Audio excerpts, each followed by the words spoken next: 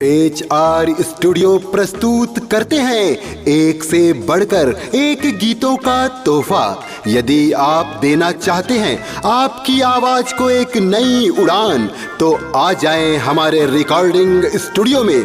हमारा पता है ग्राम चपरीत समोदा। संपर्क नंबर है 6263761697।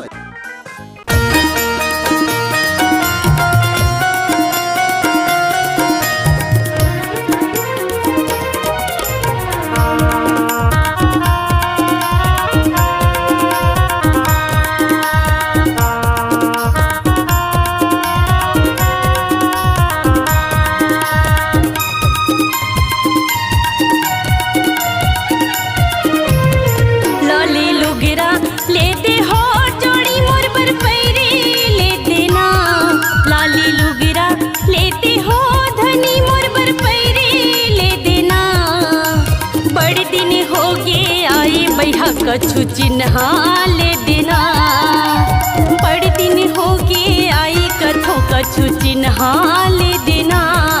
अभी कर जा हो ही वो बाई, अभी कर जा हो ही ना। अभी कर जा हो ही वो बाई, अभी कर जा हो ही ना।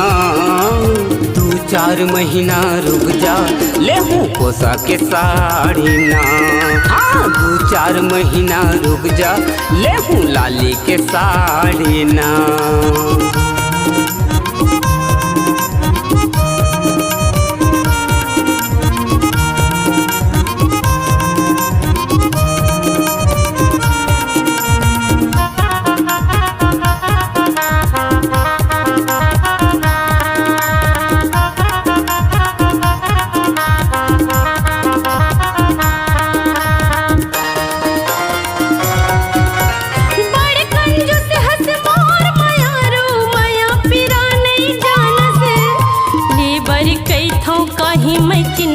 कहना ला नहीं मानस, लेबर कई थों काही मैं चिन्हा, कहना ला नहीं मानस।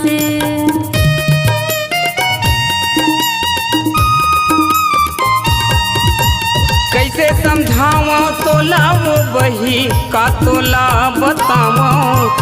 पैसा कौड़ी के हावे वो संगे कत का तोला बतावा। पैसा कौड़ी के हावे वो संगे कत का तोला बतावा। सनीमा सर्कस दिखा देगा भैया मोला गुपचुप खवा देना। सनीमा सर्कस दिखा देगा भैया मोला गुपचुप खवा देना। बड़े दिन हो गए आए कछु चिन्हा ले देना। बड़े दिन हो गए आए कछु चिन्हा ले देना।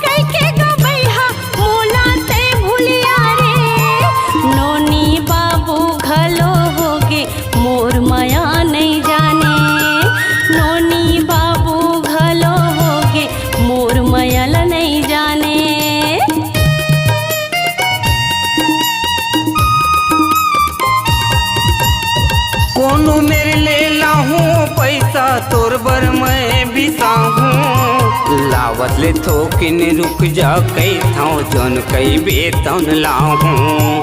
लावत ले थोकिन रुक जा, कई थाओ जौन कई बेतन लाहूँ। भारी जिद्दी हावत वो बाई, भारी जिद्दी हावत ना। भारी जिद्दी हावत वो बाई, भारी जिद्दी हावत ना।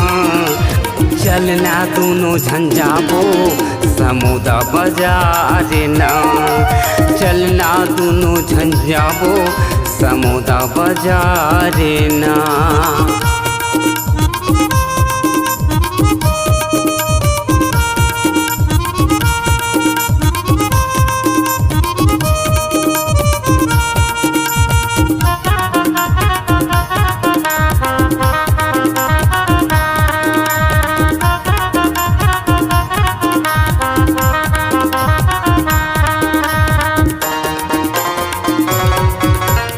धर ले झोला हो जाती यार चलना दोनों झन जाबो लाली के लुघरा लेके ओ बही दूसर दुकान घलो जाबो लाली के लुघरा लेके ओ बही आओ कहीं दूसर बिसाबो